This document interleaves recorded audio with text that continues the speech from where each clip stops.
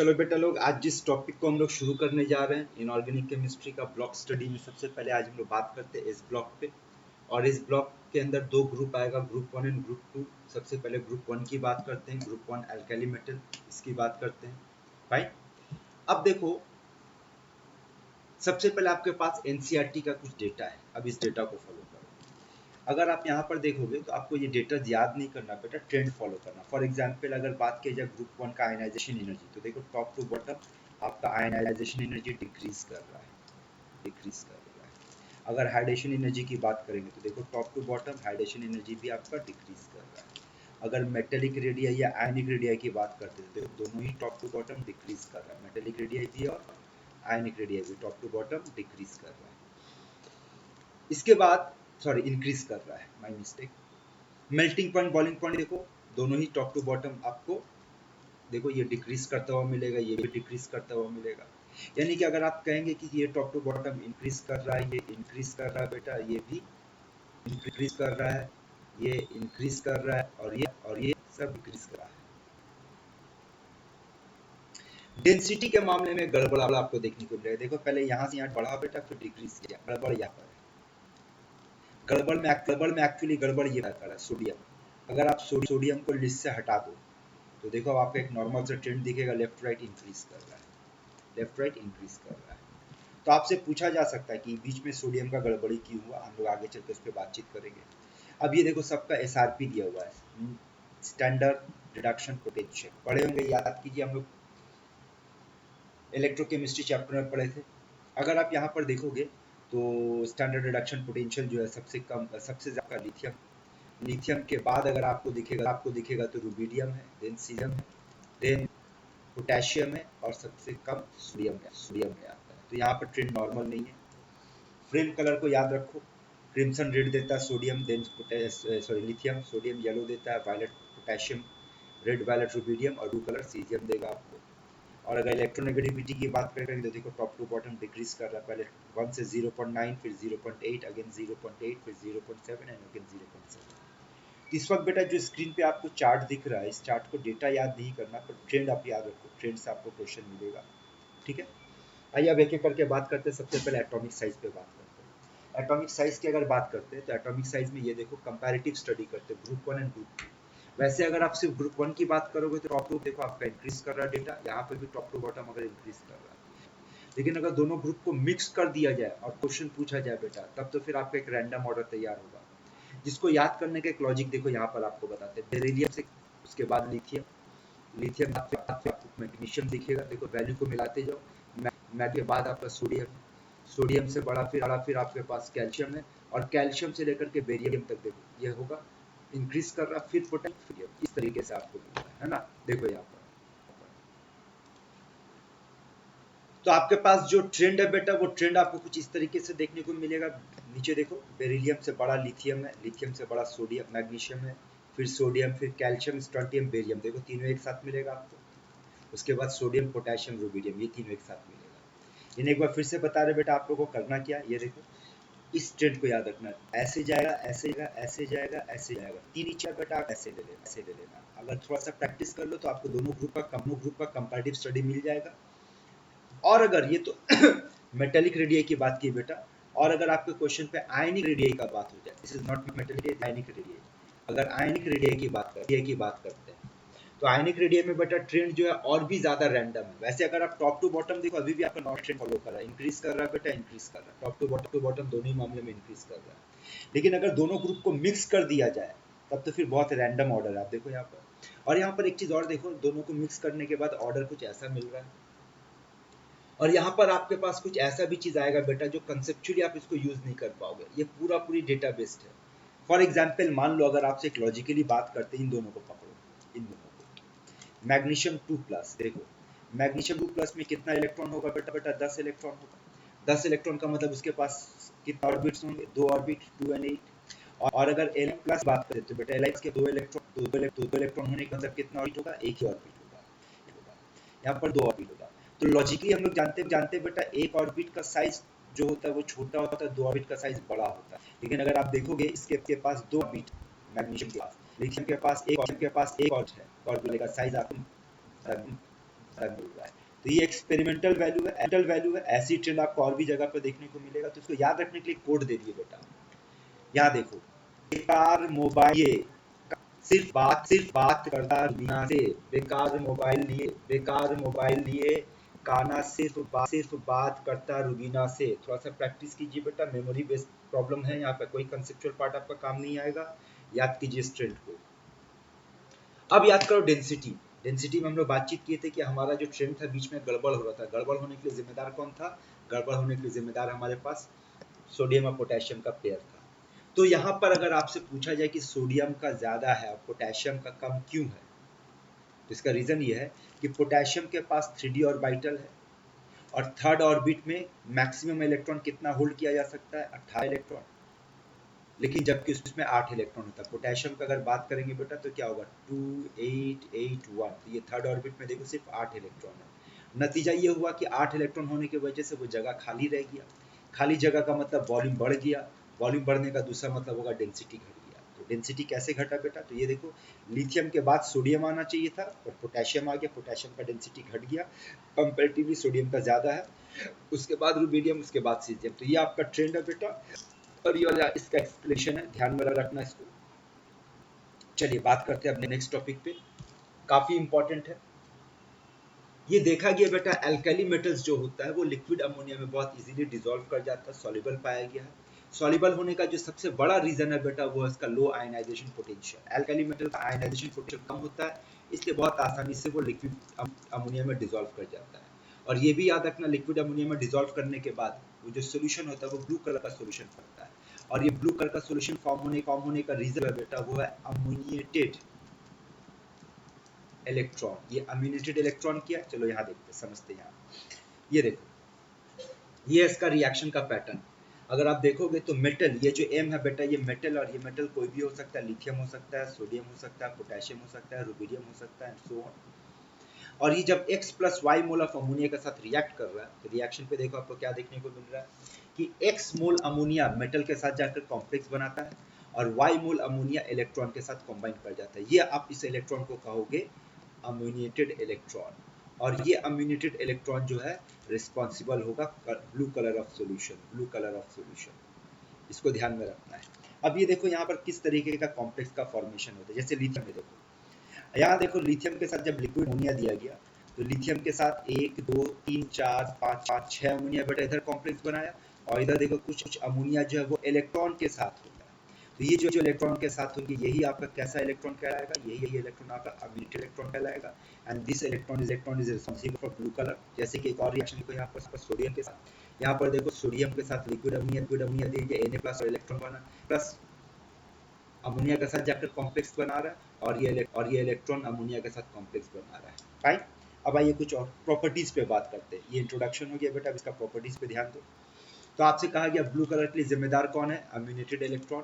और ये इलेक्ट्रॉन क्या करता है? एनर्जी अब्सॉर्ब करता है। किस रेंज में? विजिबल रीजन में, तभी कलर देखने को मिलता है।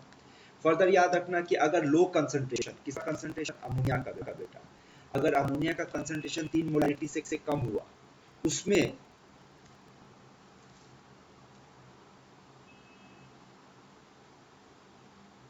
एक्चुअली अमोनिया नहीं बेटा, यहाँ सोडियम होगा। सोडियम का कंसंट्रेशन अगर कम रखा जाए सॉल्यूशन में, कम सोडियम डाला जाए तो बेटा डार्क ब्लू कलर का सॉल्यूशन पाया गया है जिसका कंडक्टिविटी 10 गुना ज्यादा होता है। किसके रिस्पेक्ट में? सोडियम क्लोराइड के रिस्पेक्ट में, एक्वस सॉल्यूशन। ये देखो इसका कलर कुछ ऐसा देखने को मिलता है। यहाँ देखो, ये देखो, ये जो आपको बीकर दिख रहा है, बीकर में ये जो सॉल्यूशन है बेटा ये डार्क ब्लू कलर का सॉल्यूशन है जब कंसंट्रेशन 3 मोलारिटी से कम हो। लेकिन अगर 3 मोलारिटी से कंसंट्रेशन ज्यादा हो जाए तो जो सॉल्यूशन बनता है बेटा वो कॉपर कलर, ब्रोंज कलर का सॉल्यूशन बनता है। इसका भी कंडक्टिविटी काफी हाई होता है और ये इस कंडीशन पे जाकर डायमैग्नेटिक बन जाता है। और देखो इसका कलर आप देखोगे ब्रोंज कलर, तो ये कुछ इस तरीके से आपको ब्रोंज कलर देखने को मिलेगा। तो याद रखना 3 मोलारिटी से नीचे आपको डार्क ब्लू कलर का सॉल्यूशन मिलेगा, 3 मोलारिटी से ऊपर जाने पर आपको ब्रोंज या कॉपर कलर का मिलेगा। देखो इस वीडियो में आपको दिखाते हैं, यहाँ पर फॉलो करना। सबसे पहले ये देखो, यहाँ पर ये इस सेटअप में देखो ये टेस्ट ट्यूब को जो निकाला गया, ये ट्यूब को कहाँ से निकाला गया बेटा? ये जो नीचे आप देख रहे हैं ये बेटा ड्राई आइस है जिसका टेम्परेचर लगभग -40 डिग्री सेंटीग्रेड के नीचे होता है। ये देखो इसके अंदर सबसे पहले अमोनिया गैस लिया गया था इस अमोनिया गैस को -33 डिग्री सेंटीग्रेड टेम्परेचर पर ले जाया जाए तो ये अमोनिया गैस बेटा किस में कन्वर्ट हो जाता है, लिक्विड अमोनिया में। तो ये अगर आप देख रहे हैं बेटा स्क्रीन पे, तो इस स्क्रीन पे आपको जो बीकर के अंदर जो एक लिक्विड जैसा दिख रहा है, ये लिक्विड एक्चुअली क्या है, ये लिक्विड अमोनिया है। तो अमोनिया तो बेटा बेसिकली गैस के फॉर्म में पाया जाता है। तो सबसे पहले यहाँ क्या किया गया, सबसे पहले बेटा यहाँ अमोनिया को लिक्विफाइड फॉर्म में लाया गया। अब देखो क्या किया जा रहा है, इस लिक्विड अमोनिया में जब देखो थोड़ा सा अगर हम लोग सोडियम डालते हैं, फॉलो करना भी लिक्विड अमोनिया में, ये तो थोड़ा सा सोडियम डाले और अब ध्यान से देखो, ये आपको देखो ब्लू कलर आपको दिख रही है, ये ब्लू कलर का फॉर्मेशन हो रहा है। थोड़ा देर में देखो ये पूरा डार्क ब्लू कलर का फॉर्मेशन में कन्वर्ट हो गया। लेकिन अगर इसमें थोड़ा सा और ज्यादा सोडियम हम लोग डाल देते हैं, यानी कंसंट्रेशन को बढ़ाते हैं, तो अब देखो आपको कॉपर कलर या ब्रोंज कलर जैसा आप देखने को मिलेगा। ये देखो या तो कॉपर या ब्रोंज कलर जैसा दिख रहा है, याद हो ये दिख रहा है आपको कलर से। तो ये याद रखना किस तरीके से चेंज होता है। अब बात करते हैं टेंडेंसी ऑफ फॉर्मिंग कॉम्प्लेक्स। अब अगर टेंडेंसी ऑफ फॉर्मिंग कॉम्प्लेक्स की बात करते हैं तो सुनो बेटा, आप लोगों को याद होगा एक चैप्टर आप लोगों को पढ़ाया गया क्लास 12 में जिसका नाम है कोऑर्डिनेशन केमिस्ट्री। कोऑर्डिनेशन केमिस्ट्री में आपको कॉम्प्लेक्स आयन या कॉम्प्लेक्स सॉल्ट के बारे में पढ़ाया गया है। अगर आपसे एक सवाल पूछे बेटा कॉम्प्लेक्स सॉल्ट बनाने का टेंडेंसी किसका सबसे ज्यादा है, S block, D block, F block ना पी ब्लॉक, तो आपका जवाब होना चाहिए कि डी ब्लॉक जो होता है वो सबसे ज्यादा कॉम्प्लेक्स बनाता है। व्हाट अबाउट एस ब्लॉक, क्या एस ब्लॉक कॉम्प्लेक्स बना सकता है, तो आंसर है टेक्निकली नो, क्योंकि एस ब्लॉक या कोई भी हो, सबसे पहले ये जान लो कि कॉम्प्लेक्स बनाने का क्राइटेरिया क्या है। कॉम्प्लेक्स बनाने का पहला क्राइटेरिया बेटा कटायन का साइज छोटा होना चाहिए। और आपको पता होना चाहिए कि अल्कली मेटल, अगर आप फिर से याद करो, लेफ्ट टू राइट साइज क्या होता है बेटा हमारा, कमता है ना। इसका मतलब इस साइड में साइज क्या ज्यादा है, इसका मतलब अल्कली मेटल का साइज कंपैरेटिवली बड़ा मिलेगा। तो ये वाला कंडीशन फुलफिल नहीं कर रहा है। दूसरा कंडीशन है हाई चार्ज होना चाहिए, मैक्सिमम चार्ज। पर हम लोग जानते हैं यहाँ पर चार्ज सबसे कम होता है, +1 होता है, उसके बाद +2 आएगा, फिर +3 आएगा, यानी कि इस पे चार्ज भी काफी कम मिलेगा। और तीसरा कंडीशन जो होना चाहिए, वैकेंट डी ऑर्बिटल होना चाहिए। तो भाई ये तो एस ब्लॉक एलिमेंट है, एस ब्लॉक में डी ब्लॉक आपको डी ऑर्बिटल कहाँ से खाली दिख जाएगा, नॉट पॉसिबल। यानी कि तीनों ही कंडीशन जो है वो फुलफिल नहीं कर पा रहा है S block element, alkali metal. That means उसके पास टेंडेंसी बनाने का बहुत कम पाया गया, वेरी लो। तो because of their low positive charge, relatively बड़ा size, alkali metals have very weak tendency to form metal complex. लेकिन अगर बात करते फिर भी साइज के हिसाब से, तो हम लोगों को पता है कि लिथियम का साइज सबसे छोटा होता है। यानी अगर टेंडेंसी में बात करेंगे तो सबसे ज्यादा टेंडेंसी लिथियम पास बनाने, और जैसे जैसे आप ऊपर से नीचे जाओगे साइज बड़ा होगा तो उसका टेंडेंसी जो है बेटा वो घटेगा, साइज बढ़ेगा टेंडेंसी घटेगा। फिर भी लिथियम बनाता है, एक कॉम्प्लेक्स बनाता है Li2O होल 4। और इसके अलावा रुबिडियम भी बेटा H2O होल 6 का कॉम्प्लेक्स बनाते हैं। ये सिर्फ एग्जाम्पल याद रखिए, अदरवाइज याद रखना टेक्निकली टेंडेंसी जो है बेटा वो ना के बराबर है, वो फॉलो नहीं कर पाता। तो इस ब्लॉक के पास कॉम्प्लेक्स बनाने का टेंडेंसी जो वो काफी कम है या ना के बराबर है। अब आप बात करते हैं रिड्यूसिंग पावर पे। तो रिड्यूसिंग पावर पे याद रखना, पहले भी आपको पढ़ा चुके कि जिसका नेगेटिव SRP ज्यादा होगा बेटा, उसका रिड्यूसिंग पावर बोलो क्या होगा, कम होगा या ज्यादा होगा, ज्यादा होगा, डायरेक्टली प्रोपोर्शनल होता है। यानी इस लिहाज से अगर बात करते हैं सबसे ज्यादा रिड्यूसिंग पावर किसका होना चाहिए, तो सबसे ज्यादा बेटा लिथियम का होना चाहिए। लिथियम के बाद देखो कौन वैल्यू आ रहा है, रुबिडियम का होना चाहिए, फिर सीजियम का होना चाहिए, फिर पोटेशियम का, फिर सोडियम का। तो सॉल्यूशन में कुछ ऐसा ऑर्डर पाया गया, देखो सबसे कम लिथियम का, ये ऑर्डर बड़ा क्यों करना, तो मोस्टली भी बड़ा होता है। उसके बाद रुबिडियम आएगा, फिर सीजियम आएगा, फिर सीजियम आएगा, फिर पोटेशियम आएगा, फिर सोडियम आएगा। यानी यहाँ ट्रेंड फिक्स नहीं है, आप ट्रेंड को थोड़ा नॉर्मली याद रखो। और लिथियम का जो सबसे ज्यादा रिड्यूसिंग पावर है उसका दो रीजन पाया गया बेटा, एक तो उसका छोटा साइज, और दूसरा उसको याद रखना है कि उसका छोटा साइज के अलावा हाई हाइड्रेशन एनर्जी, इन लोगों का हाइड्रेशन एनर्जी काफी ज्यादा होता है, इस रीजन से भी इसका रिड्यूसिंग नेचर जो है वो काफी हाई है। इन अदर वर्ड्स इसका नेगेटिव SRP हाई है। आगे चल के इस पे बात करेंगे बेटा, जब डी ब्लॉक पढ़ने बैठेंगे तो वहाँ पे फिर से ऐसा सिचुएशन आएगा जहाँ पर हम लोग ये समझने की कोशिश करेंगे कि नेगेटिव SRP किसका हाई होगा और क्यों होगा। तो उसमें दो तीन टर्म आएगा, जैसे कि एनर्जी होगा, एक लैटिस एनर्जी होगा, ठीक है, आयनाइजेशन एनर्जी होगा, ये सारा फैक्टर होगा, वो हम लोग डी ब्लॉक पे बातचीत करेंगे। अभी फिलहाल हम लोग बात करते बेटा इस पे कंटिन्यू करते। और एक चीज का ध्यान रखना कि इस वक्त जो ऑर्डर आपको दिया गया बेटा, यहाँ पर फिर से लिख देती है सीजियम होगा, ये ऑर्डर सॉल्यूशन में होगा, एक्वस में होगा। लेकिन अगर गैसियस कंडीशन पे इस आयन का रिड्यूसिंग नेचर पे बात करें तब याद रखना सबसे कम है लिथियम का, टॉप टू बॉटम इंक्रीज कर रहा है।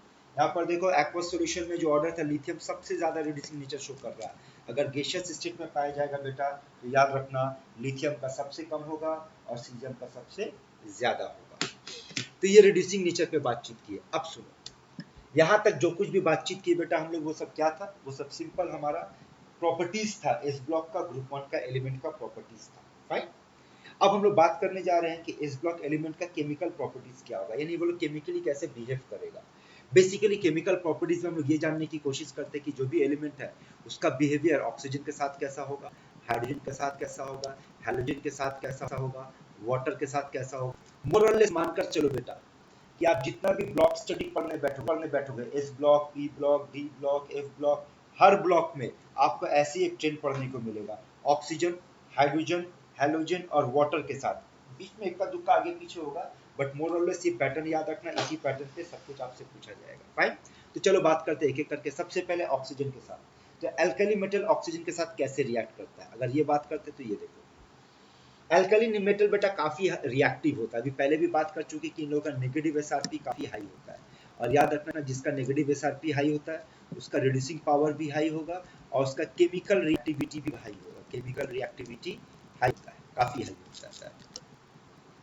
अब एल्कली मेटल्स का रिएक्टिविटी इतना हाई है कि वो ओपन एयर में अगर आप छोड़ दो, यानी ऑक्सीजन का कांटेक्ट में आते ही वो ऑक्साइड बना या पर ऑक्साइड बनाता है या सुपर ऑक्साइड बनाता है, और उसका जो होता है वो टार्निश कर जाता है बेटा। वो टार्निश करने का मतलब देखो देखो दिखाते किस तरीके से ये टार्निश होता है। ये देखो,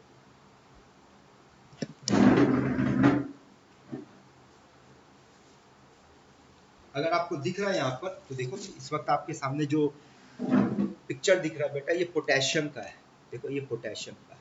पोटेशियम को देखो रखे रखे ये कैसा हो गया है, देखो तो ये ब्लैकिश दिख रहा है, जैसे लगा उसके ऊपर फंगस जैसा कुछ काई जैसा जम गया है। और इसको जब काट के निकाले देखो अंदर से सिल्वरी कलर का ये चमक, देखो ये सिल्वरी। थोड़ी देर के बाद ये भी देखो धीरे धीरे डार्क काला होता जा रहा है।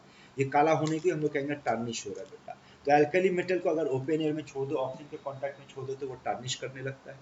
रिएक्शन का पैटर्न देख लो कैसे कैसे रिएक्शन होता है बेटा।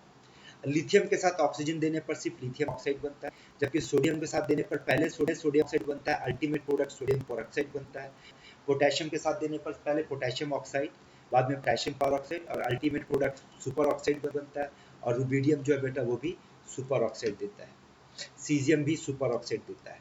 यानी कि अगर आप पैटर्न देखोगे तो पहला मेंबर आपको ऑक्साइड दे रहा है, दूसरा मेंबर आपको पेरोक्साइड देगा, और आखिरी का 3 मेंबर जो है वो बेटा आपको सुपर ऑक्साइड देगा। इसको आपको ध्यान में रखना है कौन कौन कैसे रिएक्ट करेगा। कुछ प्रॉपर्टीज पे बात करते हैं, आओ यहाँ देखते हैं प्रॉपर्टीज। सबसे पहले याद रखना कि ग्रुप वन का जो मेटल है ये काफी स्ट्रॉन्ग बेस है बेटा, और reacts vigorously, actually reacts vigorously with its water to give hydroxide. यानी कि यहाँ पर देखो अगर हम लोग बात करते हैं जनरल ट्रेंड का, तो metal plus oxygen will give you M2O, और इसको बेटा अगर आप पानी में डाल दोगे तो ये आपको देगा MOH, मेटल का हाइड्रोक्साइड देगा। साथ ही साथ ये भी याद रखना, ये आप लोग को ABC पढ़ाने के टाइम पे भी बताए थे, एसिड बेस कंसेप्ट पढ़ाने के टाइम पे बताए थे कि याद रखना कि ग्रुप टू का जो ऑक्साइड का और हाइड्रो ऑक्साइड होगा बेटा उसका नेचर बेसिक होगा। सिर्फ बेसिक नहीं होगा, वो स्ट्रॉन्ग बेस होगा। आपको ये जानना बहुत जरूरी है कौन स्ट्रॉन्ग एसिड बनाएगा, कौन वीक एसिड बनाएगा, कहाँ स्ट्रॉन्ग बेस होगा, वीक बेस होगा। तो याद रखना बेटा अल्कली मेटल का ऑक्साइड और अल्कली मेटल का हाइड्रोक्साइड ये दोनों ही काफी स्ट्रॉन्ग बेस बनाने का ताकत रखते हैं, स्ट्रॉन्ग बेस होता है एक्चुअली में। अब ये देखो ये आपके पास कुछ रिएक्शंस है अपने अपने रिस्पेक्टिव ऑक्साइड्स और पेरोक्साइड्स में। रिएक्शन का पैटर्न देखो। अभी क्या बात की थी एक बार फिर से समझ लो। लिथियम क्या बनाएगा बेटा, लिथियम ऑक्साइड बनाता है। सोडियम क्या बनाता है बेटा, सोडियम पेरोक्साइड बनाता है, पेरोक्साइड है ना, पेरोक्साइड बनाता है। जबकि पोटेशियम, सीजियम और रुबिडियम ये लोग क्या बनाता है, ये लोग सुपर ऑक्साइड बनाता है, सुपर ऑक्साइड। तो ये देखो लिथियम ऑक्साइड में पानी डालने पर लिथियम हाइड्रोक्साइड मिलता है, लेकिन सोडियम पेरोक्साइड में पानी डालने पर आपको हाइड्रोक्साइड के साथ हाइड्रोजन पेरोक्साइड मिलेगा। लेकिन अगर सुपर ऑक्साइड में आप पानी डालोगे तो बेटा ऑक्साइड तो मिलेगा, साथ में पेरोक्साइड और ऑक्सीजन भी मिलेगा। यानी पैटर्न याद रखना, ऑक्साइड में पानी डालते हैं बेटा तो आपको हाइड्रोक्साइड मिलेगा। अगर आप पेरोक्साइड में पानी डालते हो तो आपको हाइड्रोक्साइड साथ हाइड्रोजन पेरोक्साइड मिलेगा, और अगर सुपर ऑक्साइड में पानी डालते आपको हाइड्रोक्साइड मिलेगा, परऑक्साइड मिलेगा और ऑक्सीजन गैस भी मिलेगा। ये ट्रेंड ये पैटर्न याद रखना, जिससे आप रिएक्शंस को याद रख पाओगे, कर पाओगे। अब देखो आपके सामने कुछ रिएक्शंस दिखाते हैं। ये लिथियम है, सोडियम है, पोटेशियम है, और ये सब एयर हवा से रिएक्ट करते हैं। या इस पर टार्निश कैसे होता है, ये रख देने पे टार्निश होता है, ये रख देने पे टार्निश हो जाता है। और आप एक चीज और भी प्रमाण सॉफ्ट मेटल होता है। देखो बेटा कितना आसानी से कट जा रहा है, ये लिथियम। अब धीरे धीरे फिर से काला होना शुरू हो रहा है। यहाँ पर देखो जो आपका सिल्वर पार्ट यहाँ पे ब्लैकिश होना शुरू हो जा रहा है, ये टार्निश हो रहा है यानी टार्निश होने का मतलब क्या हो रहा है, ये रिएक्ट कर रहा है ऑक्सीजन के साथ, है ना, ये रिएक्ट कर रहा है। अब देखो ये सोडियम है बेटा, इसको काटने पर देखो ये भी सॉफ्ट मेटल है, इसका देखो और सिल्वरी, देखो चमक देख रहे हैं, काफी silvery and lustrous metal type का ये दिख रहा है। इसको भी देखो धीरे धीरे आप देखो ये टार्निश हो रहा है ना, काला होना शुरू हो गया है ये धीरे धीरे। और ये आपका पोटेशियम और भी सॉफ्ट मेटल है। देखो अब इसका चमक देखो, और देखो धीरे धीरे यहाँ पे भी काला होना शुरू हो जाएगा। तो ये इसका ऑक्सीजन के साथ बेटा रिएक्शन है, किस तरीके से रिएक्ट करता है ऑक्सीजन एल्कली मेटल के साथ। अब बात करते हैं पानी के साथ। कभी बातचीत की कि एल्कली मेटल ऑक्सीजन के साथ कैसे रिएक्ट करेगा, अब बात करते हैं वाटर के साथ कैसे रिएक्ट करेगा। तो सुनो, यहाँ पर सबसे पहले बेटा आपके पास एक एक्सेप्शन आ गया कि एक्सेप्ट लिथियम बाकी जितना भी मेटल है वो पानी के साथ एक्सप्लोसिवली रिएक्ट करता है, हाईली एक्सोथर्मिक रिएक्शन, और हाइड्रोजन गैस बनाता है। कैसे बनाता है, ये आपके पास इक्वेशन है, जनरल इक्वेशन है। अब सवाल यहाँ पर एक आता है इंटरेस्टिंग, कि जब लिथियम का नेगेटिव एसआरपी ज्यादा है, ध्यान से सुनना बेटा इस बात को, और अभी अभी हम लोग पढ़े कि जिसका नेगेटिव एसआरपी ज्यादा होगा उसका रिएक्टिविटी ज्यादा होगा। तो उस लॉजिक से यहाँ पर लिथियम को और तेजी से रिएक्ट करना चाहिए था, लेकिन ये नहीं करता है। क्यों, तो इसका रीजन सुनो। Lithium has most negative SRP, that is -0.304 volt value, but reacts less vigorously with water than sodium. जबकि सोडियम का SRP -271 है। क्यों? Because of small size of lithium and high hydration energy. इस वजह से इसका बेटा यहाँ पर रिएक्टिविटी काफी कम हो गया है। बाकी में याद रखना, ऑर्डर ऑफ रिएक्टिविटी की बात करते पानी के साथ, तो टॉप टू बॉटम बढ़ेगा।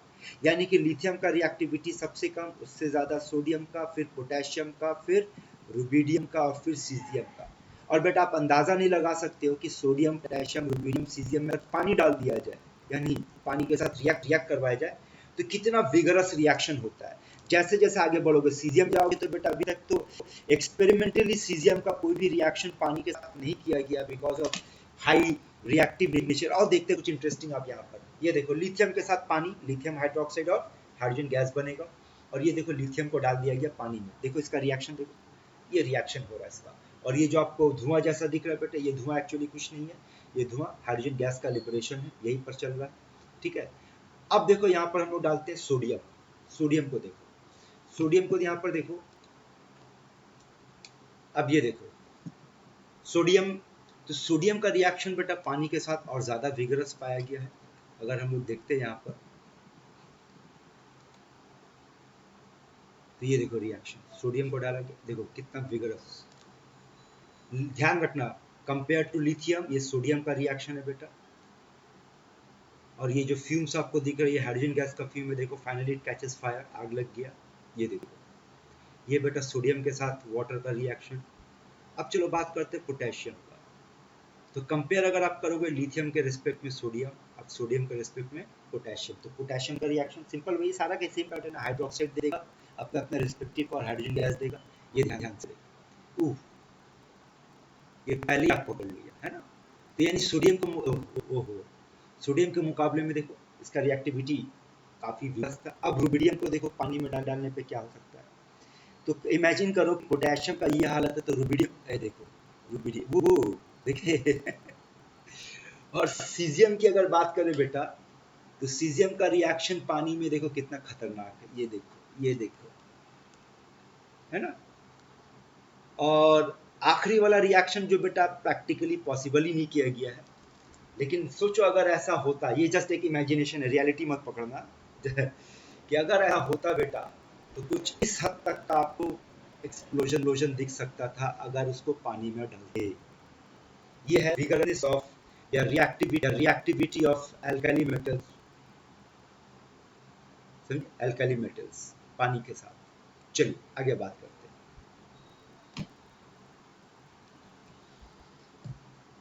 चलो, तो ऑक्सीजन के साथ, पानी के साथ एल्कली मेटल को रिएक्ट करवा चुके। अब बात करते हैं हाइड्रोजन के साथ। तो देखो, हाइड्रोजन के साथ अगर रिएक्शन की बात करते हैं तो इसका पैटर्न क्या है। मेटल जब हाइड्रोजन के साथ रिएक्ट करेगा, मेटेलिक हाइड्राइड बनेगा।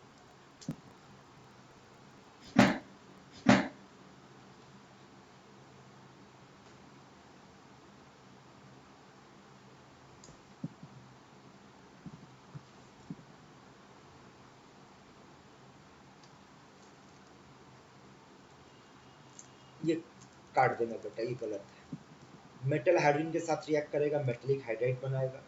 ये मेटेलिक हाइड्राइड अगर पानी के साथ रिएक्ट करवा दो बेटा तो मेटल का हाइड्रोक्साइड और हाइड्रोजन गैस बनेगा। मेटल हाइड्राइड अच्छा रिड्यूसिंग एजेंट के तौर पे बिहेव होता है। याद रखना, down the group reducing power increase करेगा मेटल हाइड्राइड का। और अगर आप लोग क्लास 12 का चैप्टर सॉलिड स्टेट पढ़े होंगे तो वहां पर आपको रॉक सॉल्ट स्ट्रक्चर, जिसका एक और नाम है NaCl टाइप स्ट्रक्चर, पढ़े होंगे। जहाँ पर आपको पढ़ाया गया था कि Na+ यानी कि जो कटायन होगा वो ऑक्टाहेड्रल पे पाया जाएगा और जो अनायन होगा वो CCP पे पाया जाएगा। तो बिल्कुल ऐसे ही स्ट्रक्चर ये फॉलो करता है ग्रुप 1 का हाइड्राइड। यानी कि अगर आपसे पूछा जाए सोडियम हाइड्राइड, तो सोडियम हाइड्राइड में Na+ जो कटायन है ऑक्टाहेड्रल पे पाया जाएगा और माइनस जो अनायन है CCP पे पाया जाएगा बेटा। ठीक है, ये इन्फॉर्मेशन आप लोग को पहले भी दिया जा चुका है। सारे हाइड्राइड्स में लिथियम हाइड्राइड सबसे ज्यादा स्टेबल है। लिथियम हाइड्राइड का नेचर कोवैलेंट है ड्यू टू फजान्स रूल। ये ऑलरेडी आप लोगों को बेटा केमिकल बॉन्डिंग में पढ़ाया जा चुका है कि अगर कटायन का साइज छोटा हो जाए तो ऐसे मामले में कोवैलेंट पोलराइजेशन ज्यादा होता है ना। लोग पढ़ते हैं पोलराइजेशन ज्यादा होता है, इसका मतलब क्या होगा बेटा, कोवैलेंट कैरेक्टर ज्यादा होगा।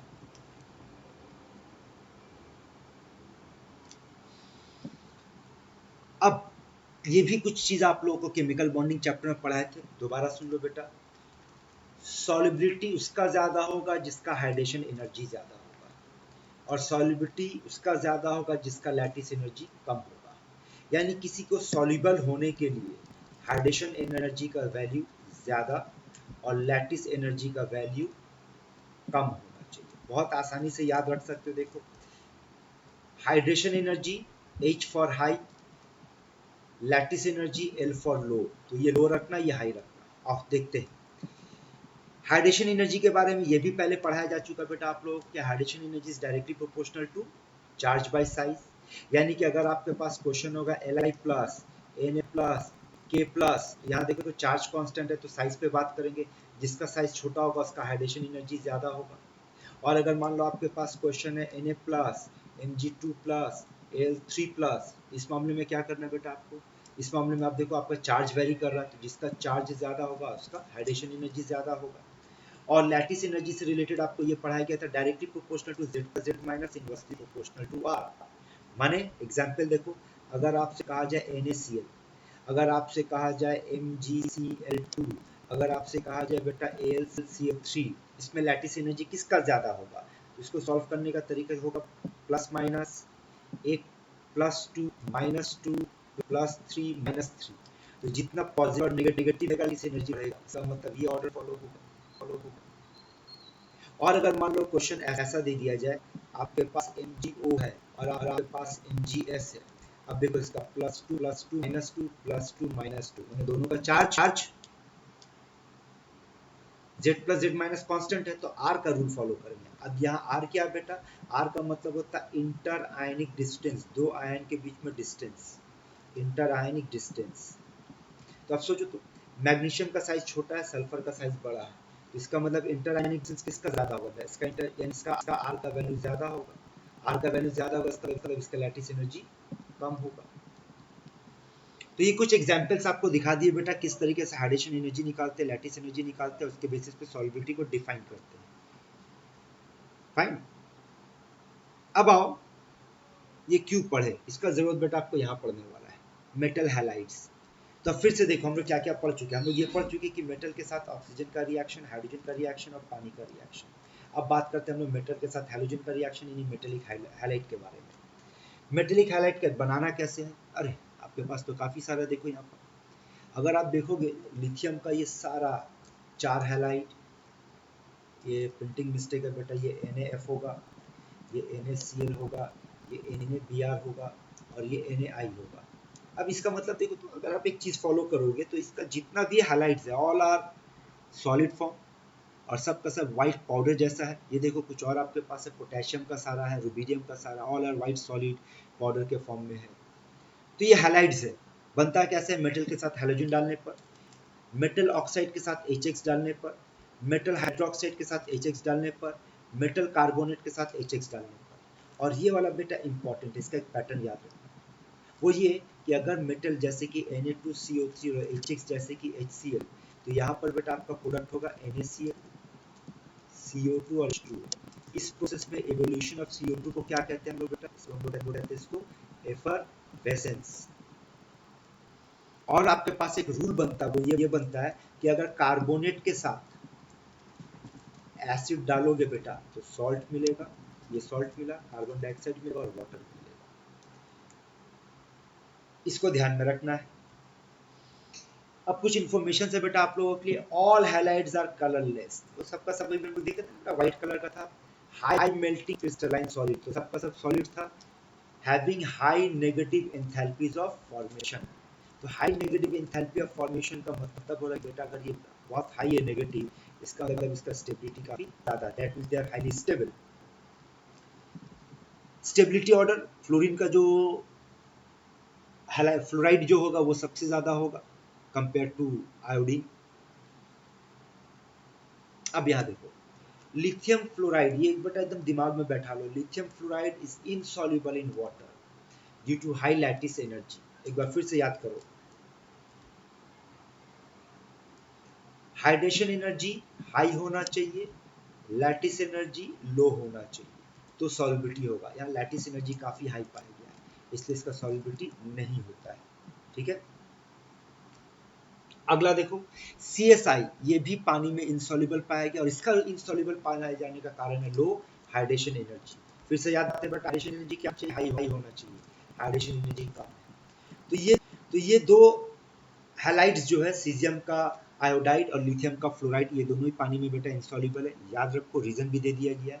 बाकी सारा का सारा हैलाइड पानी में सॉल्युबल पाया गया है। और यहाँ पे कुछ और आपके पास एक ट्रेंड के तौर पे बताया जा रहा है कि the solubility of most of the alkali metals halides except those of fluorides decreases on descending the group. यानी टॉप टू बॉटम अगर आप जाओगे तो सॉल्युबिलिटी जो है बेटा वो डिक्रीज करता हुआ पाया गया, ये कुछ एक्सेप्शंस को छोड़ करके।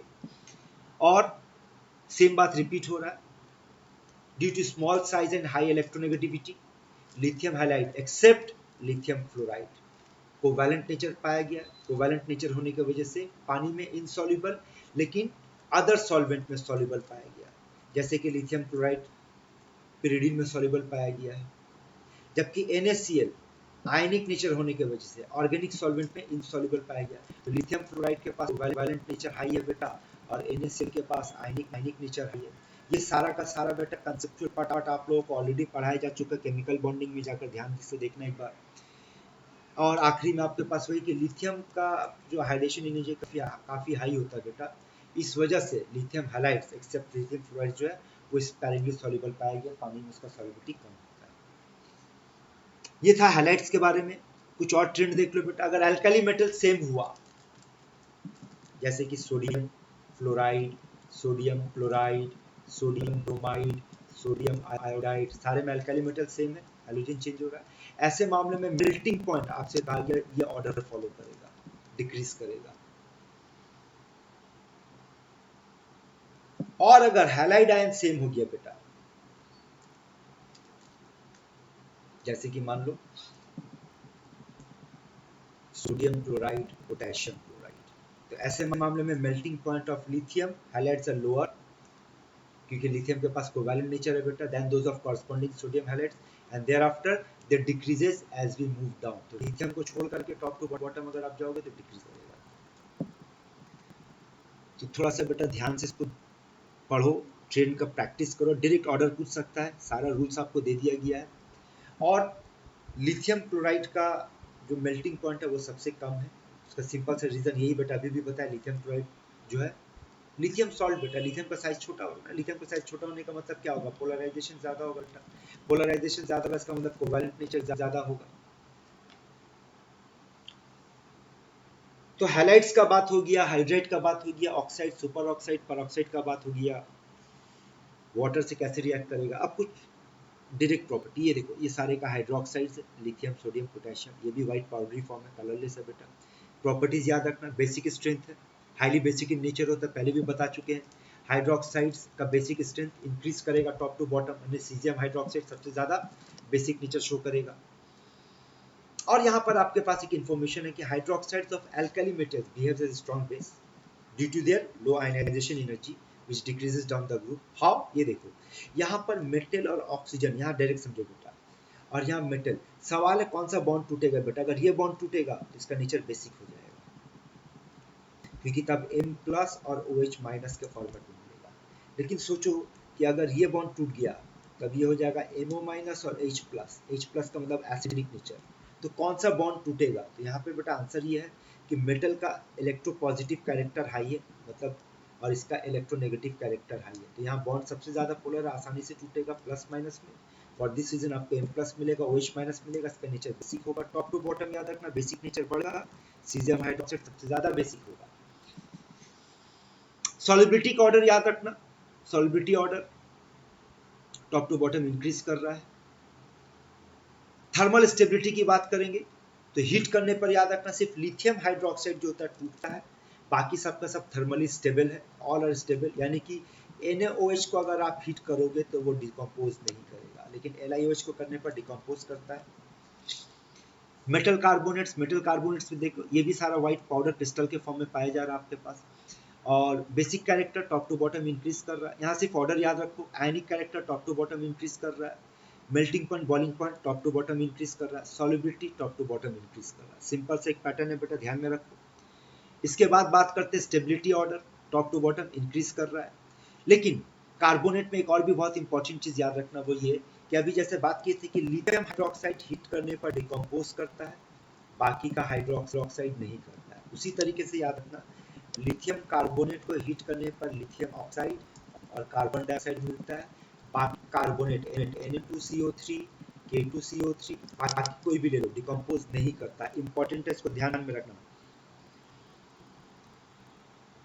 और stability of carbonate of group 1 is more than group 2, इसका ये भी मतलब समझ लो। यहाँ पर देखो बात एक ऐसे समझो कि Li2CO3, Na2CO3, K2CO3 और जो भी नीचे रहने दो यहाँ से ले लो, BeCO3, GCO3, CSCO3, ये बेटा ग्रुप 2 का कार्बोनेट है, आराम से टूटता है। हीट करो सबका सब मेटल ऑक्साइड में टूटेगा और कार्बन डाइऑक्साइड देगा आपको। यहाँ पर सिर्फ ये metal oxide that is lithium oxide और कार्बन डाइऑक्साइड देगा, बाकी कोई भी नहीं टूटता यार, कोई नहीं टूटता है। तो इससे ये भी पता चलता है कि ये ज्यादा स्टेबल है, ये कम स्टेबल है। तो यही चीज आपको बताया जा रहा है कि ग्रुप 1 का जो बेटा कार्बोनेट होगा उसका स्टेबिलिटी ग्रुप 2 से ज्यादा होगा। अब सल्फेट पे बात करते हैं, मेटल का सल्फेट, ये भी देखो व्हाइट क्रिस्टल पाउडर के फॉर्म में आपके पास है। आयनिक कैरेक्टर इंक्रीज कर रहा है, melting point, boiling point increase कर रहा है, सॉल्युबिलिटी इंक्रीज कर रहा है, थर्मल स्टेबिलिटी इंक्रीज कर रहा है। मेटल नाइट्रेट के बारे में देखिए, ये भी व्हाइट पाउडरी फॉर्म में आपको दिख रहा है। अब इसका प्रॉपर्टीज पे बात करते हैं। आयनिक character increase, solubility increase, melting point, boiling point increase, thermal stability increase. तो अब एक पैटर्न देखो, सब टॉप टू बॉटम बेटा आपका इंक्रीज कर रहा है।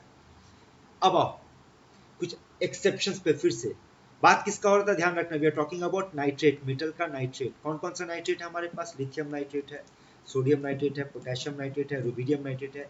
अब इसमें कुछ यूनिक कैरेक्टर देखने को मिलेगा जो ये दिखाएगा बेटा, बाकी ये नहीं दिखाता। कौन क्या कैरेक्टर है यहाँ देखो,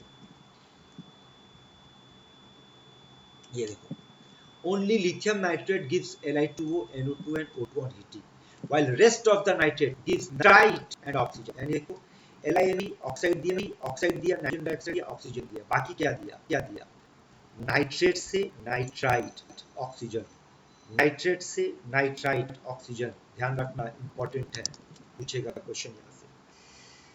अब बाइकार्बोनेट पे बात करते हैं बेटा। लिथियम बाइकार्बोनेट लिक्विड के फॉर्म में पाया जाता है, बाकी सब सॉलिड के फॉर्म में होता है। ये देखो सॉलिड एक्सेप्ट लिथियम बाइकार्बोनेट, सब सॉलिड होता है। आयनिक कैरेक्टर इंक्रीज किया बेटा, melting point boiling point character top to bottom increase, solubility भी टॉप टू बॉटम इंक्रीज। अगर यहाँ पे लॉजिक लगाना तो आप ये लगा सकते हैं बेटा, जाहिर सी बात है जो टॉप टू बॉटम अगर आयनिक कैरेक्टर बढ़ेगा तो मेल्टिंग पॉइंट बॉइलिंग पॉइंट भी बढ़ेगा, सॉलिबिलिटी भी बढ़ेगा, थर्मल स्टेबिलिटी भी बढ़ेगा, क्योंकि जितना आयनिक कैरेक्टर बढ़ेगा बॉन्ड उतना स्ट्रांग होगा, थर्मली वो उतना ज्यादा स्टेबल होगा। यहाँ पे एक और फॉर्मेट याद रखना, जैसे कि अभी हम लोग बात किए थे कि मेटल कार्बोनेट को हीट करने पर मेटल का ऑक्साइड और कार्बन डाइऑक्साइड मिलता है, उसी तरह मेटल का बाइकार्बोनेट को हीट करने पर मेटल का कार्बोनेट मिलेगा, कार्बन डाइऑक्साइड मिलेगा और वाटर मिलेगा, यानी ये ट्रेंड मिलेगा। देखो यहाँ पर सोडियम बाइकार्बोनेट को हीट करने पर सोडियम कार्बोनेट मिल रहा है, कार्बन डाइऑक्साइड वाटर मिल रहा है। और ये जो कार्बन डाइऑक्साइड होता है, आपको ये बोर्ड लेवल पे ये क्वेश्चन पूछा गया था, याद कीजिए कि बेकिंग सोडा जो होता है वो कुकीज में या केक्स में डालने से वो पफी फुल क्यों जाता है, पोरस हो जाता है। तो उसका रीजन है कि baking soda is sodium bicarbonate जो डिकम्पोज करके CO2 गैस लिबरेट करता है। दैट CO2 गैस जो होता है वो क्या करता है, कुकीज को केक्स को थोड़ा फुला देता है वो। हर ग्रुप में आपको ये पढ़ने को मिलेगा, हर ग्रुप का जो पहला मेंबर होगा वो ग्रुप क्या करेगा, अपना एक यूनिक बिहेवियर शो करेगा जो बाकी का मेंबर शो नहीं करता जनरली। और इन सब में एक कॉमन पैटर्न देखने को मिलेगा कि ये यूनिक बिहेवियर क्यों शो करता है, तो उसका रीजन होगा उसका छोटा साइज होना, उसका पोलराइजेशन पोलराइज करने का कैपेबिलिटी ज्यादा होना, small size of lithium, high tendency of polarisation and high density of electrical charge shows the different behaviour with other alkyl metals. क्या क्या शो करता है और बातचीत करते हैं। लिथियम हार्ड पाया गया है, बाकी जैसे याद करो, थोड़ी देर पहले वीडियो में याद करो,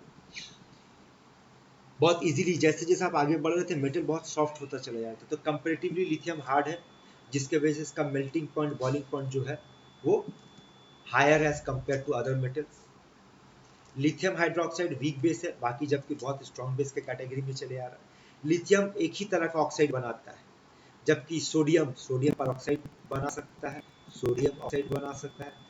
potassium potassium potassium super oxide बना सकता है, पोटेशियम पर ऑक्साइड बना सकता है, पोटेशियम ऑक्साइड बना सकता है, लेकिन लिथियम सिर्फ एक ही तरह का ऑक्साइड बना सकता है। ये लिथियम का ये प्रॉपर्टी होगी, ये हम लोग पढ़ चुके पहले। लिथियम क्लोराइड इनसॉल्युबल पानी में, जबकि अदर क्लोराइड्स जैसे कि सोडियम का क्लोराइड, पोटेशियम का, ये लोग बहुत आसानी से पानी में सॉल्युबल है। Lithium chloride non polar solvent में इजीली सॉल्युबल पाया गया, तो इसका मतलब क्यों हो रहा है बेटा, ड्यू टू फ्रांसूल इसका पोलराइजेशन पावर ज्यादा है, इसका कोवैलेंट कैरेक्टर ज्यादा होगा। और क्या यूनिक प्रॉपर्टी है, स्मॉल साइज होने की वजह से हाइड्रेशन एनर्जी इसका ज्यादा हो रहा है, हाइड्रेशन एनर्जी ज्यादा होने की वजह से इसका कंडक्टिविटी लो पाया गया है। Lithium does not get affected easily by moist air, यानी कि रिएक्टिविटी के मामले में जितना तेजी से सोडियम पोटेशियम रिएक्ट करेगा ऑक्सीजन के साथ, लिथियम उतना नहीं कर पा रहा है।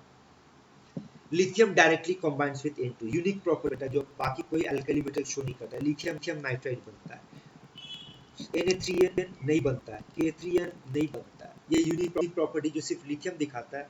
और ये भी याद रखना कि इस नाइट्राइड में अगर आप हाइड्रोलाइसिस कर दोगे बेटा तो आपको लिथियम का हाइड्रोक्साइड और अमोनिया गैस मिलता है। ये एक पैटर्न याद रखना, मेटल नाइट्राइड में अगर आप पानी डालोगे, आगे भी ये देखने को मिलेगा, आपको दिखाएंगे।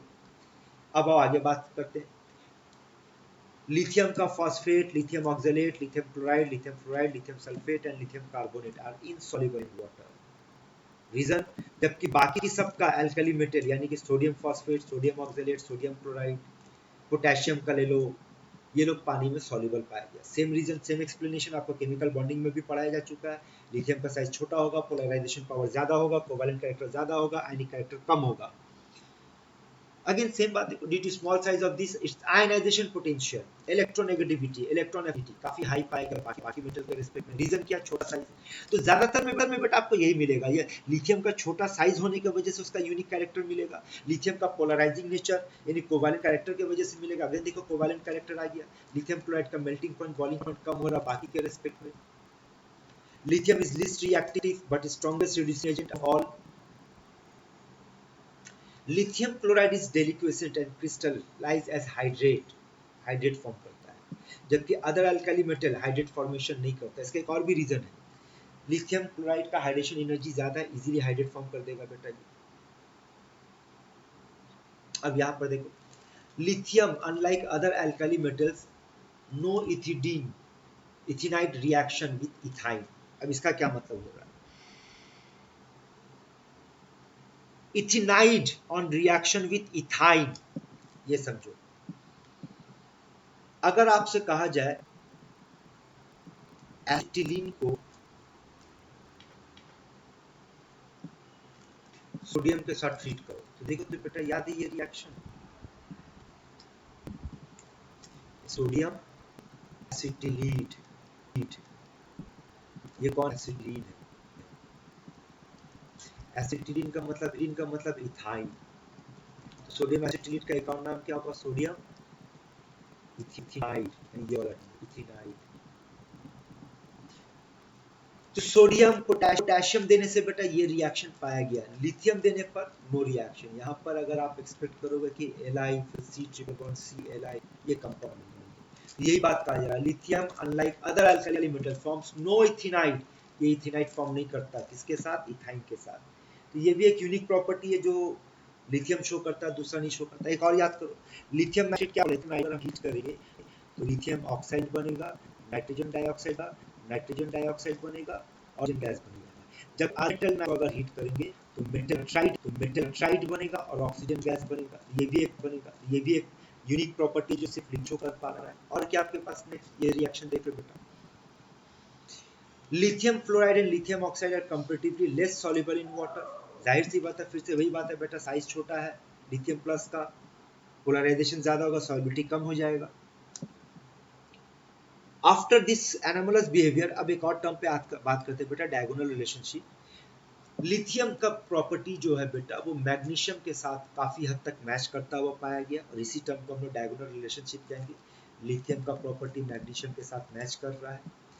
इसका रीजन पे बात करेंगे, क्यों ऐसा हो रहा है कि दोनों का प्रॉपर्टी, ऐसा नहीं कि बेटा एग्जैक्ट, बट बहुत सारा प्रॉपर्टी कॉमन आ गया है।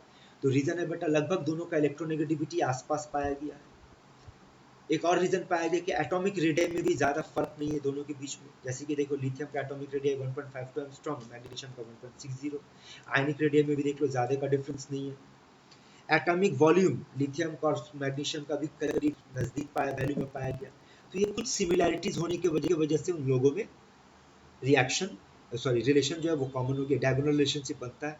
अब क्या क्या सिमिलैरिटी है रिएक्शन वाइज, ये देखो, बोथ आर हार्डर। याद करो, थोड़ी देर पहले बात की थी लिथियम हार्ड है बाकी के रिस्पेक्ट में, तो बेटा मैग्नीशियम भी हार्ड पाया गया है। At the same time lighter, hard भी है और हल्का भी है, यानी डेंसिटी कम है। Both have high polarising power, obviously इसका छोटा साइज होने की वजह से पोलराइजिंग पावर हाई है, और Mg2 प्लस का साइज भी छोटा है और चार्ज भी ज्यादा है, इसलिए पोलराइजिंग पावर ज्यादा है। अब देखो, nitrate of both decompose to give oxide, फिर से समझो क्या था, LiNO3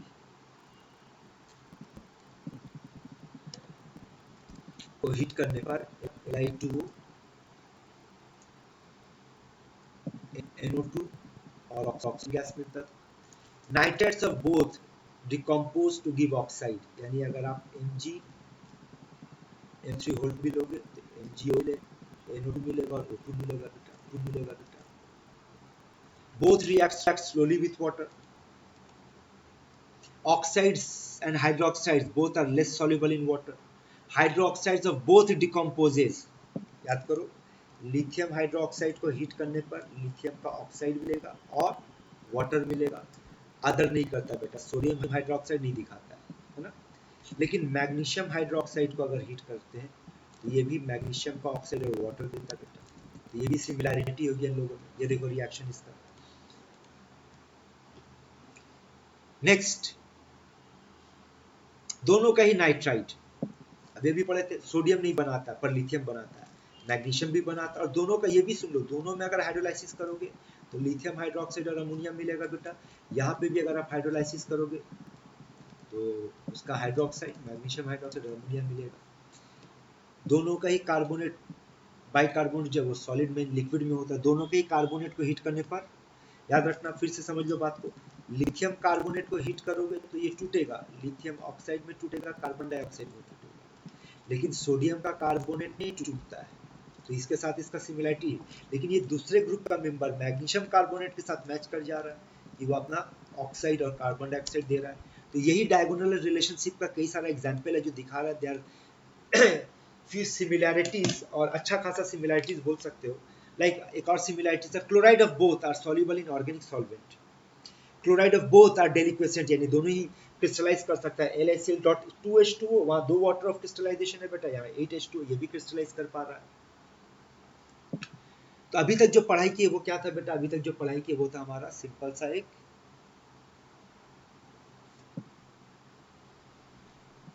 chemical properties, oxides, hydroxides, carbonate, bicarbonate. अब बात करते हैं इंडिविजुअल मेटल पे। सबसे पहले एक आपको पढ़ना जो वो सोडियम मेटल के बारे में पढ़ना है। तो सोडियम मेटल कहाँ कहाँ पाया जाता है बेटा, ये सारा डेटा आपको याद रखना है। अर्थ क्रस्ट में पाया जाता है, सोडियम क्लोराइड में पाया जाता है। सोडियम क्लोराइड के बारे में भी आपको ये सारा कुछ पढ़ाया जा चुका। कोऑर्डिनेशन नंबर 6 होगा, NaCl टाइप स्ट्रक्चर फॉलो करेगा, CCP ज्योमेट्री होगा, और यहाँ पाया जाता है सोडियम फेल्डस्टर। ये सब याद कीजिए, फॉर्मूला है ये इसका, ये दिखता है ऐसा बेटा। Cryolite Na3Lf6, Chile saltpetre, NaNO3 borax, Na2B4O7.10H2 global salt, ये सारा फॉर्मूला याद कीजिए। सोडियम बनाते कैसे, आइए सबसे पहले डाउन्स मेथड में देखो, इलेक्ट्रोलाइसिस ऑफ NaCl से किया जाता है। यहाँ पर CaCl2 और Kf को डाला जाता है मेल्टिंग पॉइंट जो है उसको डिक्रीज करने के लिए। 800 डिग्री से 600 डिग्री पर मेल्टिंग पॉइंट, क्योंकि आप किसको इलेक्ट्रोलाइसिस कर रहे हैं? फ्यूज्ड NaCl, यानी कि लिक्विड NaCl को, तो इसको मेल्टिंग मॉल्टन स्टेट में रखना पड़ेगा। तो मॉल्टन स्टेट में रखने के लिए, खर्च को बचाने के लिए बेटा यहाँ पर CaCl2 और Kf का मिक्सचर को डाल दिया जाता है। रिएक्शन में क्या होगा? NaCl डिकम्पोज करेगा Na+Cl- में। कैथोड पे जो आयरन का बना होगा, सोडियम अपना इलेक्ट्रॉन लूज करेगा, सोडियम मेटल बन करके डिपॉजिट कर जाएगा। एनोड ग्राफाइट का होगा बेटा, ये स्पेलिंग मिस्टेक है, ठीक कर लेना। और रिएक्शन पे ये होगा, क्लोरीन आयन इलेक्ट्रॉन लूज करेगा और क्लोरीन गैस बना करके लिबरेट हो जाएगा। ये हो गया बेटा आपका रिएक्शन। दूसरा मेथड आपके पास कास्नर प्रोसेस। यहाँ पर क्या करना आपको, यहाँ पे भी इलेक्ट्रोलाइसिस होगा NaOH का, किसके प्रेजेंस में? आयरन कैथोड के तौर पे इस्तेमाल होगा, निकल एनोड के तौर पे इस्तेमाल होगा, और रिएक्शन लगभग 330 डिग्री पे होगा। रिएक्शन कैसे होगा? Na+ टूटेगा Na+OH- पे, कैथोड पे Na+ जाएगा, इलेक्ट्रॉन लूज करेगा, सोडियम बनकर डिपॉजिट हो जाएगा। एनोड पे OH- जाकर के इलेक्ट्रॉन लिंक करेगा, हाइड्रोजन और ऑक्सीजन गैस और वाटर का फॉर्मेशन करेगा, ऑक्सीजन गैस यहाँ से लिबरेट हो जाएगा। ये आप लोग देख लेना, ये ऑक्सीडेशन रिडक्शन का पार्ट है। अब बात करते हैं कुछ कंपाउंड्स ऑफ सोडियम। कौन कौन सा कंपाउंड्स है? Caustic sodium, sodium hydroxide, NaOH। कैसे बनाना है इसको? इसको बनाने के लिए ब्राइन सॉल्यूशन माने NaCl solution, aqueous NaCl solution का इलेक्ट्रोलाइसिस करेंगे। और इलेक्ट्रोलाइसिस जिस सेल में यूज किया जाता है, वहाँ पे कई तरह का सेल होता है, like Nelson cell, Castner Kellner cell, Solvay cell. करते क्या इसमें? इसमें हमारे पास रॉ मटेरियल के तौर पे बेटा NaOH, Cl2 और H2 तैयार होता है। कैसे बनता है ये देख लो। NaCl का इलेक्ट्रोलाइसिस करने पर रॉ मटेरियल इलेक्ट्रोलाइसिस होगा NaCl का, NaCl टूटेगा Na+Cl-, एक्वस मीडियम में तो पानी भी टूटेगा। अब आपके पास दो दो है बेटा, दो कटायन दो आनायन। तो अगर आप इलेक्ट्रोकेमिकल सीरीज पढ़े होंगे तो वहां पर आपको पढ़ाया गया था कि सोडियम और H+ में किसको चांस मिलेगा। तो देख लो बेटा, यहाँ पर Cl- और H- में किसको चांस मिलेगा? इसमें सोडियम और H+ में किसको चांस मिलता है बेटा, बोलो? यहाँ पर। लेकिन यहाँ पे एक इम्पॉर्टेंट पॉइंट याद रखना, चूंकि मरकरी बेटा कैथोड के तौर पर इस्तेमाल होता है, तो पाया गया कि इंस्टेड ऑफ H+, Na+ वहां जाता है, इलेक्ट्रॉन लूज करता है, एमलगम के फॉर्म में मरकरी के साथ कंबाइन करके सोडियम एमलगम बनाता है। ये सोडियम एमलगम फिर हाइड्रोलाइज करता है, और हाइड्रोलाइज पानी एक्वस मीडियम में और जाकर NaOH का फॉर्मेशन करता है, और हाइड्रोजन गैस वहां से लिबरेट होता है, मरकरी वापस मिल जाता है। So this is how NaOH is produced from brine solution, that is aqueous NaCl, ये याद रखना। अब प्रॉपर्टीज ऑफ NaOH पे चले आओ। काफी सारा प्रॉपर्टीज है, ये आपको याद रखना बेटा। जैसे कि ग्रुप 1 के मेटल के साथ का कोई रिएक्शन नहीं पाएगी NaOH का। अदर मेटल के साथ सोडियम मेटलेट बनाता है, जैसे कि सोडियम क्लोराइड, जिंक क्लोराइड, है ना, लेड नाइट्रेट, इन सब के साथ हाइड्रोक्साइड देने पर अपना अपना रेस्पेक्टिव हाइड्रोक्साइड बनाता है, जो फर्दर NaOH के साथ रिएक्ट करके sodium stannate, sodium zincate, sodium plumbate, sodium metalate जैसा कंपाउंड का फॉर्मेशन होता है। तो यहाँ पर आपके पास एक पैटर्न है, थोड़ा सा ध्यान से देखोगे तो रिएक्शन को याद रख पाओगे। अब यहाँ देखो सॉल्ट के साथ काफी सारा रिएक्शन है जो बेटा आपको अलग अलग कलर का प्रेसिपिटेशन दे रहा है। ये सारा प्रेसिपिटेशन बेस्ड रिएक्शन है। NaOH के साथ सॉल्ट लाइक FeCl3 देने पर FeOH का रेड ब्राउन प्रेसिपिटेट मिल रहा है। NaOH के साथ AgCl2 सॉल्ट देने पर सबसे पहले तो कॉम्प्लेक्स AgH3 बनता है जो अनस्टेबल है, टूट करके AgO येलो कलर का प्रेसिपिटेट दे रहा है। सिल्वर नाइट्रेट के साथ Ag2 और ब्राउन कलर का प्रेसिपिटेट दे रहा है। नॉन मेटल के साथ रिएक्शन देख लो, काफी सारा है और इसमें कुछ रिएक्शंस आपको यहाँ ऑलमोस्ट कहेंगे बेटा यहाँ कोई बात देने लायक रिएक्शन नहीं है, आपको सारा याद करना पड़ेगा। बोरोन के साथ सोडियम बोरेट बना रहा है, सिलिकॉन के साथ सोडियम सिलिकेट बना रहा है। ये काफी इंपॉर्टेंट रिएक्शन है। क्यों? क्योंकि बेटा इस रिएक्शन में देखो आपको खास बात देखने को मिलेगा, फास्फोरस का ऑक्सीडेशन नंबर 0, यहाँ पर phosphorus +1 -3, so this is an example of dissociation reaction. इस तरह का क्वेश्चन में आपके पास ऐसा सिचुएशन आ सकता है जहाँ पे कुछ आपको जरूरत पड़ सकता है P4 का इन फैक्टर कितना होगा, पढ़ाए थे बेटा, ध्यान में रखना इस तरह का बात। ये भी इंपॉर्टेंट रिएक्शन है। सल्फर के साथ NaOH देने पर सोडियम थायोसल्फेट बनता है। ये दोनों भी डिसोसिएशन रिएक्शन है। जहाँ पर कोल्ड एंड डाइल्यूट NaOH के साथ हैलोजन देने पर हाइपोहैलाइड सोडियम हैलाइड और वाटर मिलेगा। यानी कि अगर आपसे कहा जाए 2NaOH के साथ बेटा अगर आप Cl2 देते हो, ये क्या है, डाइल्यूट है, कोल्ड है, तो आपको क्या मिलेगा यहाँ पर, आपको मिलेगा NaOCl, आपको मिलेगा NaCl और आपको मिलेगा H2O। उसी तरीके से नीचे वाले भी अगर आप याद रखोगे, इसके जगह पे आप Cl2 Br2 रख दो, आपका पैटर्न याद रखो, ये याद रहे। यहाँ पर अगर आप देखोगे किसका क्या यहाँ पर ऑक्सीडेशन नंबर आप चेक करो। यहाँ पर अगर आप नंबर देखोगे तो आपको ऑक्सीडेशन नंबर भी कुछ ऐसा मिलेगा, ये 0 है, यहाँ +1 है, यहाँ -1 है, 0 से +1 ऑक्सीडेशन हुआ, 0 से -1 रिडक्शन हुआ। यहाँ चक्कर बेटा 0 है, यहाँ पे +1 है, यहाँ पे सॉरी -1 है और यहाँ पे +5 है। यहाँ पे बेटा बढ़ गया, ये घट गया, एक ऑक्सीडेशन हुआ, एक रिडक्शन हुआ, डिसप्रोपोर्शनेशन रिएक्शन। यहाँ पे सारे रिएक्शन इंपॉर्टेंट है और मोर बेटा कहीं ना कहीं ये रिएक्शन आपका सामना हुआ है।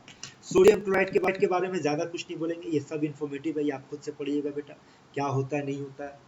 सोडियम बाइकार्बोनेट यहाँ पर आपके लिए एक इंपॉर्टेंट पार्ट है। सबसे पहले देखिए यहाँ बनता कैसे, सोडियम कार्बोनेट के साथ कार्बन डाइऑक्साइड और वाटर देने पर सोडियम बाइकार्बोनेट बनता है। सोडियम बाइकार्बोनेट का कुछ प्रॉपर्टीज आपको बता दिया गया, ये पढ़ लेना कि येलो कलर देता है बेटा मिथाइल रेड के साथ या मिथाइल ऑरेंज के साथ, लेकिन फेनोल्फथालीन के साथ कोई कलर नहीं देता, ये इसका इंडिकेटर का प्रॉपर्टी में से है। ये आप सब पढ़िएगा बेटा। यहाँ पर आपको एक जो चीज बताना चाहेंगे, ये भी आप खुद से पढ़ना, यहाँ पर ये सब आप लोग के छोड़ते हैं। हाँ ये देखो, यहाँ पर सोडियम कार्बोनेट का जो प्रिपरेशन है बेटा उसका नाम है Solvay ammonia process, Solvay ammonia soda process. जहाँ पर 3 स्टेप में रिएक्शन हो रहा है, फॉलो करो क्या क्या हो रहा है। सबसे पहले इसमें क्या क्या हम लोग इस्तेमाल कर रहे हैं, हम लोग यहाँ पर अमोनिया का इस्तेमाल कर रहे हैं, तो ये देखो अमोनिया का इस्तेमाल हुआ, कार्बन डाइऑक्साइड, तो क्या बना अमोनियम बाइकार्बोनेट, ये कंपाउंड है अमोनियम बाइकार्बोनेट।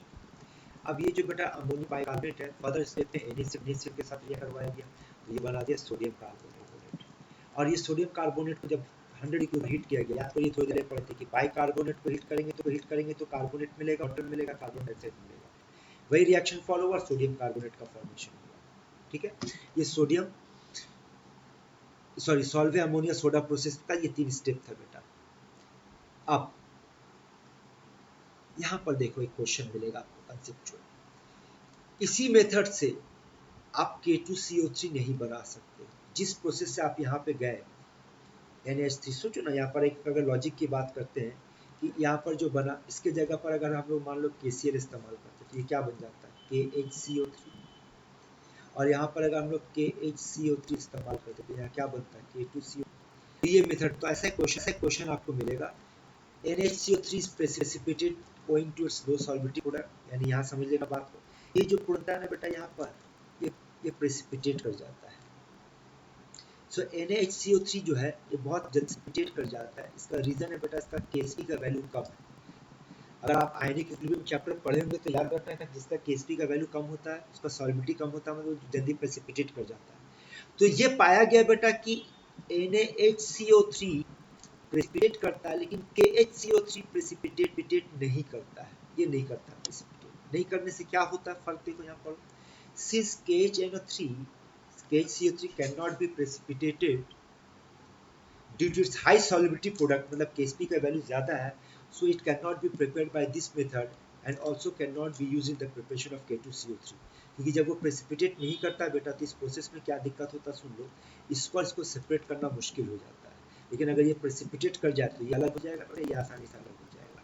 ठीक है, तो ये एक चीज याद रखना यहाँ से आपके लिए। प्रॉपर्टीज ऑफ सोडियम कार्बोनेट, ये बेटा पढ़ते रहना, काफी सारा इंफॉर्मेटिव चीज है। देखो जैसे यहाँ पर लगा कुछ बात करते हैं, इफ्लोरेसेंस प्रॉपर्टी है के पास, यानी एयर के कांटेक्ट में आने पर वाटर ऑफ क्रिस्टलाइजेशन को लूज कर जाता है। जो वाटर ऑफ क्रिस्टलाइजेशन को लूज करता है उस प्रॉपर्टी को इफ्लोरेसेंस कहते हैं, ये टर्म याद रखना। हीटिंग इफेक्ट आ गया कि सोडियम कार्बोनेट को हीट करने पर वाटर ऑफ क्रिस्टलाइजेशन पूरा लूज कर जाता है, फर्दर हीट करने पर डिकम्पोज नहीं करता। फिर से याद दिला दे रहे बेटा, इस ग्रुप में सिर्फ लिथियम कार्बोनेट हीट करने पर टूटेगा, बाकी कोई नहीं टूटेगा। फाइन, अब आगे बढ़ते हैं। लेड एसीटेट के साथ देखो sodium carbonate, simple metal exchange reaction, इसको इधर डाल दो, इसको इधर डाल दो, तो ये आपको देखो क्या मिल गया, सोडियम एसीटेट मिल जाएगा, बाकी कॉम्प्लेक्स मिलता है। कॉपर सल्फेट के साथ सोडियम कार्बोनेट एक कॉम्प्लेक्स बनाता है। सिलिका के साथ रिएक्शन, ये सब इसका प्रॉपर्टी है, ये आप पढ़ते रहना। बायोलॉजिकल इंपॉर्टेंस ऑफ सोडियम, ये बेटा नोट्स में आपको दे दिए, ये आप पढ़ लेना, ये आपका काम है। उसी तरीके से पोटेशियम का बायोलॉजिकल इंपॉर्टेंस क्या होगा, ये भी आपके नोट्स में दिया गया है, इसको भी पढ़ लेना। ठीक है, तो यहाँ पर ये ग्रुप 1 कंप्लीट करते हैं। इसके बाद अगले वीडियो में बेटा मिलेंगे जहाँ पे ग्रुप 2 एस ब्लॉक कंप्लीट नहीं हुआ, एस ब्लॉक अभी हमारा बाकी है, उस पर हम लोग कंप्लीट करते हैं।